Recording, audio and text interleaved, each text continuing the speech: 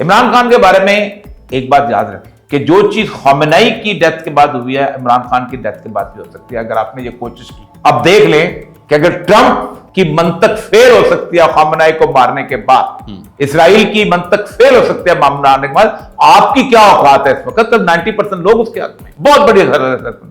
پھر عمران خان کو جتنی جلدی نکال لے اچھا ہے, ورنہ ہوتا یہ ہے کہ تمام نظریات جو ہیں وہ کپل ود ہونا شروع ہو جاتے ہیں. انقلاب کے بارے میں کہا جاتا ہے یہ لوگ اپنے ذاتی دکھ لے کے باہر آتے ہیں. مجھے پولیس والے نے مارا ہوتا ہے, آپ کی زمین کسی نے قبضہ کی ہوتی ہے, ہر بندے کا اپنا اپنا دکھ ہوتا ہے, ٹارگٹ جو ہوتی ہے وہ حکومت بن جاتی ہے. ایسے میں ہوتا یہ ہے کہ اگر کوئی حکومت پہ بیرونی طاقت بھی حملہ آور ہو تو لوگ بیرونی طاقت کا ساتھ دینے لگتے ہیں. یہ ہوتا ہے اور یہ ہوا ہے. میں تاریخ کے اندر بتاتا ہوں آپ کو. ابن القمی کے زمانے میں بغداد میں ہلاکو کو کس نے انوائٹ کیا تھا؟ ابن القمی وزیر تھا نا عباسیوں کا, اور جب وہ ہلاکو انٹر ہوا تھا تو خوش آمدید کس نے کہا تھا؟